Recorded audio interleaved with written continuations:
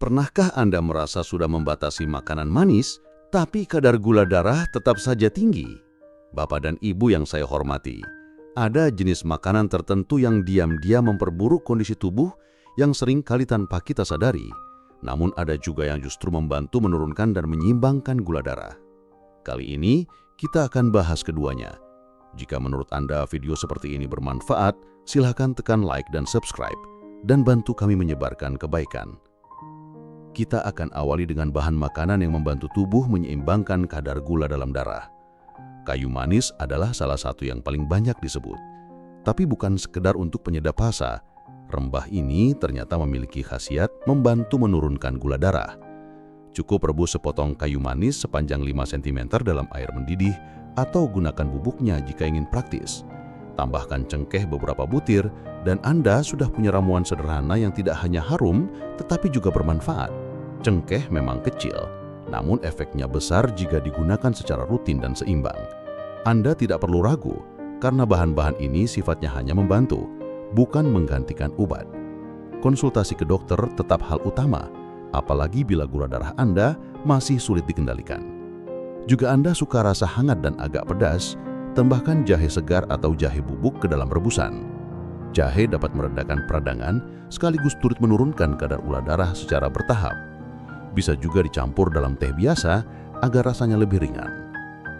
Minuman lain yang layak dicoba adalah campuran kunyit, tapi jangan buru-buru menambahkan gula merah ke dalamnya.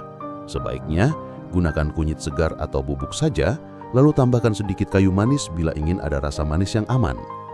Bila tetap ingin pemanis, gunakan gula dari daun stevia yang kini sudah banyak dijual di toko atau supermarket.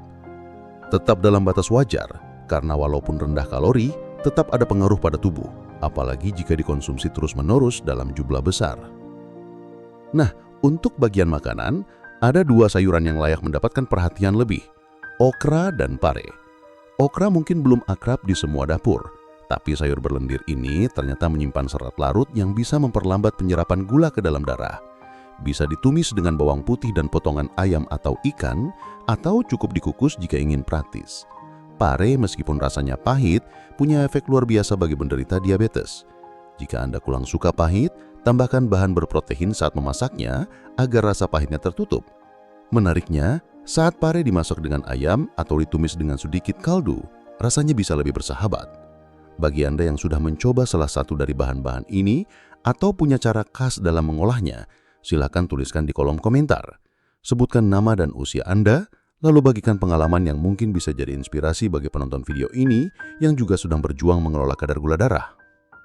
Yang sering tidak disadari, beberapa makanan atau minuman yang tampaknya tidak manis justru menyimpan banyak gula tersembunyi.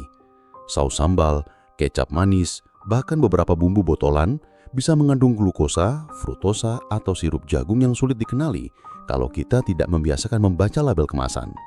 Perhatikan kata-kata yang berakhiran osa atau oze, karena itu umumnya bentuk lain dari gula. Bila dalam daftar komposisi Anda melihat tulisan maltosa, glukosa, atau corn syrup, berarti produk tersebut mengandung gula, meskipun tidak terasa manis di lidah. Ini salah satu alasan kenapa kadang gula darah tetap tinggi, walau kita merasa sudah makan sehat. Batas konsumsi gula harian untuk orang dewasa sehat adalah sekitar 50 gram, atau sekitar 4 sendok makan. Tapi untuk penderita diabetes, angka ini bisa lebih kecil, dan sebaiknya ditentukan oleh dokter. Membiasakan diri membaca tabel gizi pada kemasan makanan dan minuman bisa jadi kebiasaan baru yang sangat berharga. Mungkin di awal terasa merepotkan, tapi lama-lama Anda akan lebih mudah mengenali mana yang aman, mana yang perlu dibatasi, dan mana yang sebaiknya dihindari sama sekali. Kalau Anda sering membeli siomay, misalnya, bukan berarti harus langsung menghindar, tetap bisa menikmati asal pilihannya tepat. Ambil pare, kol, dan tahu, lalu batasi pemakaian saus dan kecap. Kentang boleh sesekali asal tidak berlebihan. Tahu boleh lebih banyak asal tidak digoreng terlalu kering. Rasanya tetap nikmat tapi lebih aman untuk kadar gula darah Anda. Ini bukan soal menyiksa diri, tapi soal mengenali mana yang membuat tubuh lebih tenang dan tidak memicu lonjakan gula darah. Menariknya, semua bahan yang tadi disebutkan, baik kayu manis, jahe, cengkeh, kunyit, okra maupun pare, adalah bahan yang sebenarnya mudah ditemukan dan tidak mahal. Yang paling penting adalah cara kita mengolah, mengkombinasikan, dan membatasi bahan tambahan seperti gula, kecap, atau pemanis buatan lainnya. Dan yang tidak kalah penting, jangan anggap semua yang alami bisa menggantikan obat.